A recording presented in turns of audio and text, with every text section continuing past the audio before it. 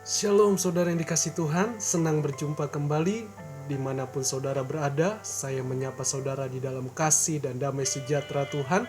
Apapun yang kita alami, Tuhan kita tetap baik. Saya Henry Indrawan dalam program saya Christ Call of Faith, panggilan iman pada Kristus dalam roh dan jiwa kita. Tema yang saya bahas mengenai makna doa pada waktu malam. Persembahkanlah. Jadi saudara, hidup kita tidak lepas dengan namanya doa. Sekalipun atau apapun keadaan kita, mungkin kita belum mendapatkan jawaban doa, tetap berdoa. Karena doa adalah hubungan kita dengan Tuhan. Dan doa adalah membuka pintu berkat, membuka keajaibannya Tuhan. Jadi saudara, saya yakin percaya setiap kita yang beriman pada Kristus, tentu kita bisa berdoa. Karena doa berasal dari hati yang percaya. Dalam hal ini, berbicara tentang doa pada waktu malam bukan berarti doa kita atau apa yang kita yakini harus patokannya seperti ini. Tentu tidak. Tapi ini mengingatkan setiap kita bahwa setiap waktu, setiap saat, setiap hari kita harus melekat kepada Tuhan. Jadi tidak lepas, salah satunya adalah doa kepada Tuhan. Namun sebelum kita lanjutkan dalam perenungan firman Tuhan, terlebih dahulu kita sama-sama merendahkan hati kita di hadapan Tuhan. Haleluya, sama-sama kita berdoa. Bapa yang baik dan sorga, kami datang kembali kepadamu. Kami perlu Engkau, kami perlu Roh Kudus. Ajar kami, kuasai hidup kami, bawa kami untuk selalu berdoa ya Tuhan. Karena doa adalah hubungan kami dengan Tuhan. Doa adalah membuka jalan keajaiban Tuhan. Yang dimana kami tidak mampu, Tuhan sanggup melakukan perkara yang besar, keajaiban dan mujizat yang besar. Terima kasih Tuhan, kami menaruh kepercayaan kami kepada Tuhan selalu. Dalam nama Yesus urapi hamba-Mu yang tidak ada apa-apanya, biarlah kuasa Roh Kudus bekerja bagi setiap kami yang mendengar.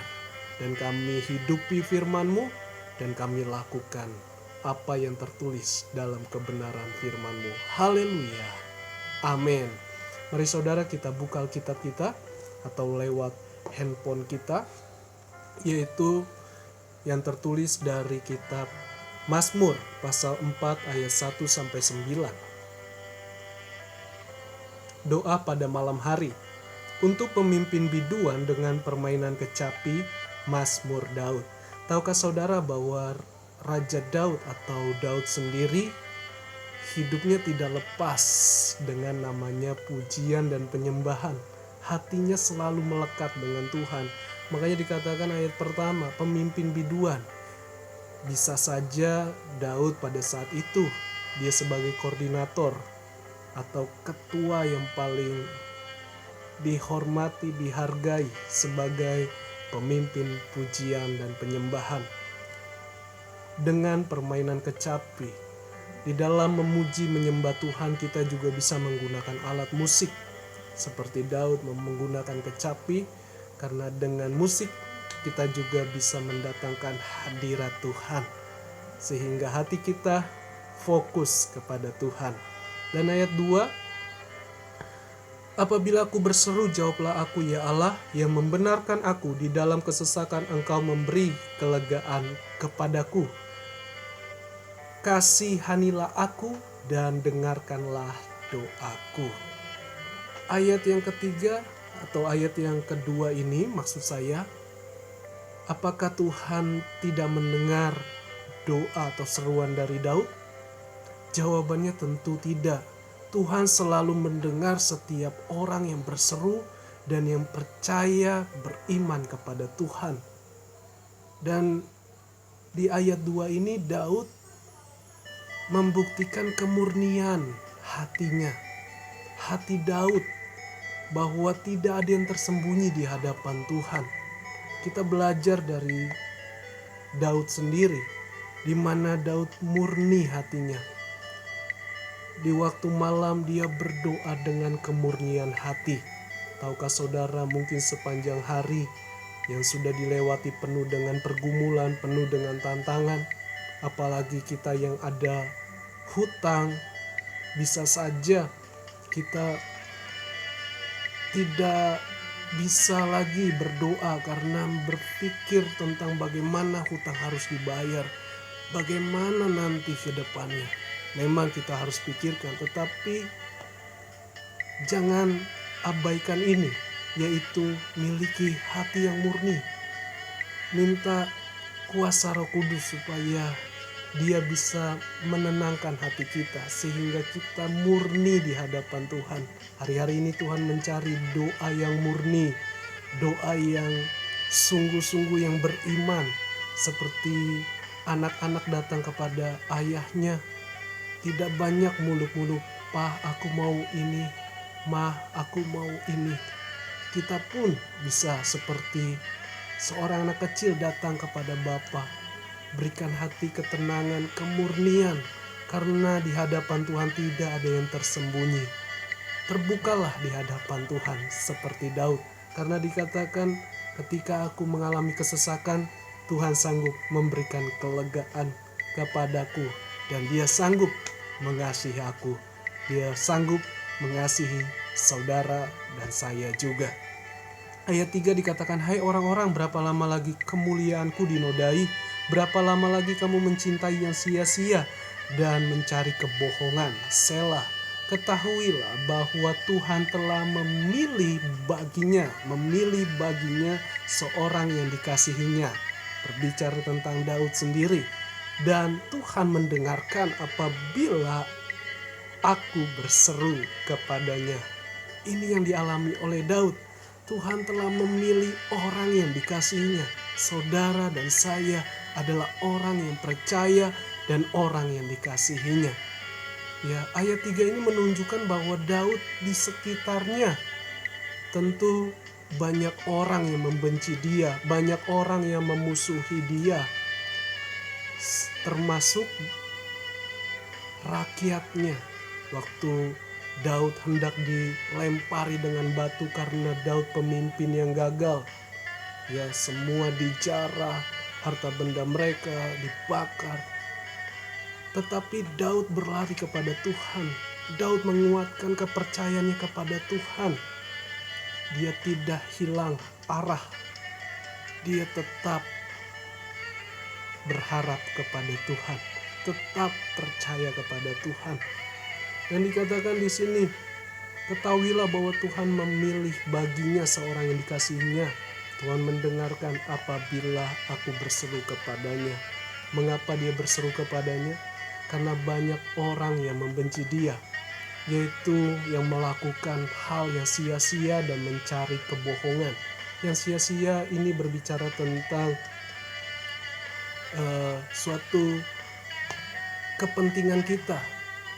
Apapun kita halalkan, iman kita pun kita halalkan, sehingga melakukan hal yang sia-sia. Dan firman Tuhan ingatkan kita jangan melakukan hal yang sia-sia, termasuk jauh dari Tuhan. Kita terbawa arus dengan dunia, sehingga kita tidak andalkan Tuhan lagi, tidak hidup mendahului Tuhan lagi, tidak dahulukan, cari Tuhan terlebih dahulu karena kesibukan kita. Dan saya tidak salahkan kita sibuk, tetapi jangan sampai kesibukan kita menjadi alasan untuk jauh dari Tuhan, untuk tidak percaya kepada Tuhan, untuk tidak setia kepada Tuhan. Tetapi biarlah hidup kita terlebih dahulu datang kepada Tuhan supaya kita tidak terbawa arus, tidak mencari yang sia-sia, yang sementara ini, dan tidak mencari kebohongan atau tipu daya. Karena sekarang hati manusia banyak hal melakukan tipu daya, kebohongan, demi kepuasannya, demi kepentingannya. Dia tidak peduli dengan yang lain. Saudara, Tuhan mencari hati kita yang sungguh-sungguh tetap berpegang kepada perkataan firman-Nya. Mari praktekkan sekalipun dunia tidak setuju dengan kita, sekalipun orang-orang menjas, menilai kita, biarkan. Yang terpenting saudara hidupi setiap perkataan firman Tuhan. Dan ayat 5 dikatakan, biarlah kamu marah tetapi jangan berbuat dosa. Berkata-katalah dalam hatimu di tempat tidurmu, tetapi tetaplah diam, selah. Jadi saudara, bisa saja kita lelah letih menghadapi sepanjang hari seperti Daud, ya. Namun keluh kesah kita jangan selalu nyalakan Tuhan yang utama, jangan selalu nyalakan keadaan, tetapi biarlah keluh kesah kita berkata kepada Tuhan, Tuhan tunjukkanlah caramu, Tuhan ajarilah aku, Tuhan bagaimana aku bisa mengatasi keadaanku, permasalahanku, bebanku ya Tuhan, supaya aku tidak menyalahkan Tuhan, supaya aku tidak selalu menyalahkan keadaan, menyalahkan Tuhan. Maukah saudara melakukan yang demikian? Jangan selalu bersungut-sungut, ya, berkata-kata kita bisa, tetapi jangan sampai ayat 5 dikatakan tetap diam. Artinya biarlah kehendak Tuhan yang jadi atas kita, biarlah Roh Kudus yang memancarkan sinar kemuliaan di hati kita, sehingga tujuan kita tepat sesuai dengan kehendak Tuhan.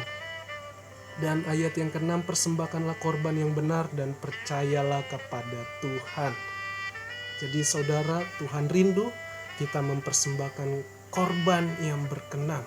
Apa maksudnya? Adalah doakan mereka, doakan musuh-musuh kita, doakan siapapun yang membenci kita, lepaskan pengampunan sekalipun berat. Karena berbicara tentang persembahan korban yang berkenan berarti berbicara tentang sesuatu yang harus kita relakan demi kemuliaan Tuhan. Bukan bodoh, bukan tidak ada lagi hikmat, tetapi korban itu berbicara sesuatu yang rela, sesuatu yang sakit demi kemuliaan Tuhan. Maukah saudara melakukan yang demikian? Mari persembahkanlah korban, doakanlah mereka. Simple, doakanlah mereka yang membenci hidup saudara atau pekerjaan atau pelayanan atau karya saudara. Doakan mereka, berkati mereka, supaya Tuhan saja yang membela kita. Dan tetap percaya kepada Tuhan, bukan sekedar dari mulut atau perkataan kita, tetapi apapun keadaan kita, percayalah Tuhan tetap bertindak. Ayat yang ke-7, banyak orang berkata, siapa yang akan memperlihatkan yang baik kepada kita? Biarlah cahaya wajah-Mu menyinari kami, ya Tuhan. Jadi belum tentu kebaikan kita sesuai dengan kehendak Tuhan, tetapi biarlah kehendak Tuhan lewat firman Tuhan, kita melakukan kebaikan. Jadi ada kasih Tuhan, sehingga kasih itulah terpancar keluar. Bukan kesalehan, amal atau perbuatan baik kita, tetapi karena kasih Tuhan kita salurkan kepada orang lain. Dan dikatakan lagi, biarlah cahaya wajah-Mu. Ini menunjukkan biarlah kita cari hadirat Tuhan terlebih dahulu, biar kita juga diurapi oleh Roh Kudus dan kita berkenan di hadapan Tuhan. Carilah wajah Tuhan, carilah kehendak-Nya selama Dia masih bisa ditemui lewat doa saudara pada waktu malam. Dan ayat yang ke-8, Engkau telah memberikan sukacita kepadaku lebih banyak daripada mereka ketika mereka kelimpahan gandum dan anggur. Bahwa pada zaman itu kebutuhan mereka adalah gandum dan anggur. Itulah ekonomi mereka. Tapi dikatakan Daud di sini, Engkau telah memberi sukacita lebih dari gandum dan anggur. Sekalipun engkau memiliki harta segalanya, uang yang banyak, belum tentu itu menjanjikan sukacita. Tetapi sukacita berasal dari Tuhan sendiri. Maka dari itu, mintalah biar sukacita Tuhan selalu ada mengalir dalam hidup kita. Apapun keadaan saudara, baik sakit atau tidak, baik sedang tidak punya uang atau punya uang atau tidak punya uang, tetap miliki sukacita dari Tuhan, dari Roh Kudus sendiri. Dan ayat yang ke-9, dengan tentram aku mau membaringkan diri, lalu segera tidur, sebab hanya Engkaulah ya Tuhan yang membiarkan aku diam dengan aman. Nah, tahukah saudara, ini karunia menikmati. Daud sekalipun banyak orang yang mengejar dia, yang hendak membunuh dia, tapi Daud mengalami karunia menikmati. Tidak menjanjikan sebanyak apapun yang kita miliki, belum tentu kita bisa menikmati, tetapi karunia menikmati itu datang dari Roh Kudus, dari Tuhan sendiri. Mintalah karunia menikmati saudara, dan juga sehingga hanya Engkaulah yang membiarkan aku diam dengan aman, mengalami ketenangan dari Tuhan. Ada damai sejahtera, ada karunia menikmati, dan ada jaminan yang pasti di dalam Tuhan. Jadi saudara, doa pada waktu malam begitu penting. Dan dalam hal ini berbicara tentang persembahkanlah sebagai korban yang berkenan. Jadi yang pertama yang saya pelajari yaitu biarlah hati ini tetap melekat pada Tuhan, bukan selalu keluh kesah. Mungkin apapun yang terjadi kita bisa marah, kita bisa kesal, tetapi jangan habiskan waktu kita dengan keluh kesah, tapi tetap melekat kepada Tuhan, karena Tuhanlah yang empunya sanggup memberikan jalan keluar dan jawaban. Dan yang kedua, sebagai persembahan yang berkenan, biarlah hati ini tidak terpikat dengan hal-hal duniawi atau yang menjauhkan dari Tuhan. Saudara, saya tidak berkata bahwa kita tidak perlu barang-barang yang ada di dunia ini. Bukan itu. Tetapi jangan sampai hati ini terikat dengan dunia, hal-hal dunia, sehingga kita menjauhkan diri dari Tuhan, sehingga kita terlalu banyak alasan kepada Tuhan. Capeklah, inilah, itulah. Biarlah hati kita tetap tidak terpikat dengan hal-hal duniawi. Dan yang ketiga, sebagai persembahan yang berkenan kepada Tuhan, yaitu biarlah hati ini tidak hidup dalam intimidasi ketakutan di setiap waktu atau di setiap hari yang baru atau hari yang kedepannya. Mengapa banyak orang yang menghadapi hari-hari baru, mereka mengakhiri dengan bunuh diri? Itu sangat mengerikan, karena mereka terintimidasi, tidak ada pertolongan, tidak ada mujizat, sehingga mereka mengambil cara jalan yang salah, jalan pintas yang salah. Jadi saudara, jangan ambil cara setan, yaitu dia mengintimidasi saudara dengan ketakutan. Tetapi taruhlah ketakutanmu di kaki Tuhan, dan Tuhan sanggup memberikan jalan yang baru, mujizat terjadi atas saudara dan saya. Ini saja yang saya bagikan. Mari saudara tetap melekat kepada Tuhan, karena Tuhan mengasihi kita. Jangan lupa like, komen, dan subscribe.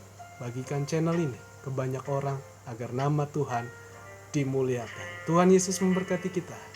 Shalom. Haleluya.